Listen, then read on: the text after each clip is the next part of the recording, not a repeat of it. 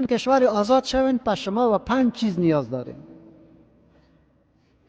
5 چیز نیاز داری.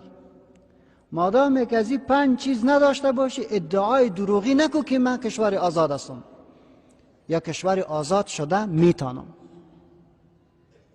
اول میخوان کشور آزاد باشین، تمام کسایی که در این مسجد نشستین، از خود اولاد داری و یا جوان هستی، هر کدامتان در هر مرحله که هستین، طلب العلم فریضة علی کل مسلم.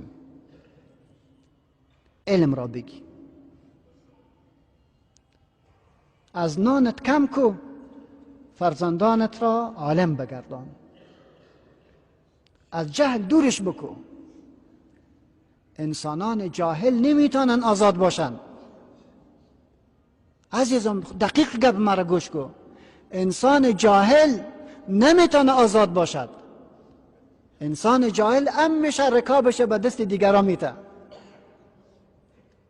و پروردگار ما هم هنگامی که جامعه انسانی را میخواست بسازد، برش نگفت که او مردم زنا نکنید، او مردم قتل نکنید، او مردم شراب نخورید، بلکه برش گفت اقرأ به اسم ربک الذی خلق.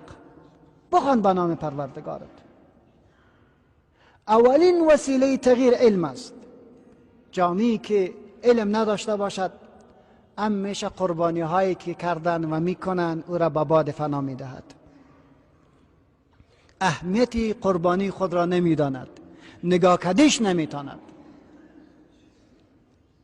پس اول وجیبه ما تو امی است. اگر از ری سفید معالی نمیتاند، سر فرزندایش کوشش کند، سر نواسایش کوشش کند. از نانتان کم بکنین، از لباستان کم بکنین، از شکر زدانتان دور شوین. مشخص بودجه را در خانوادهتان برای تعلیم و رشد فرزندا و فامیلتان بیرون کنین. مساجد را آباد بکنین به علم. تنها نشین نماز بخوان بیرون برایی. و مولوی صاحب بگو قرآن برام ترجمه کو، حدیث رسول الله را برام ترجمه کو، سیرت پیغمبر را برام بگو. ایره برش بگو. عزیزایم، علم که ضعیف باشد، بعد از خود دین به ما ساتول بدبختی می شود. خود دین ما را خراب می کند. علم که نباشد، میفهمین که چی می شود؟ سر یک رفع الیدین دست بالا کنم پایین بکنم، یک دیگر را میکشیم، با یک دیگر زندگی کرده نمیتونیم.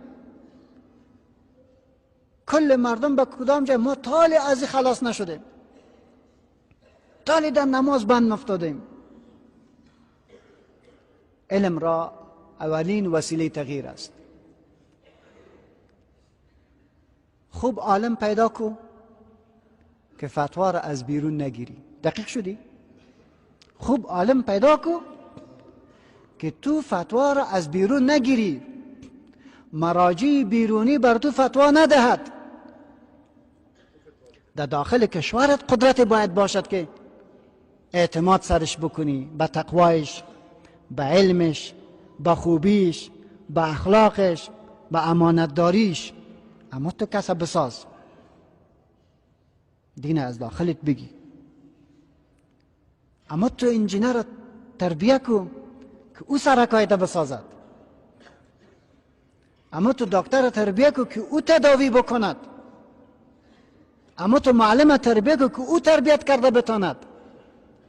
عزیزم، نه دکتر ما میفهمه، نه انجینر ما میفهمه، نه مولای ما میفهمه، نه استاد ما میفهمه. باز میگه ما کشور آزاد شده میدانیم. نمیتونی آزاد شوی. دروغ است اگر تو میگی.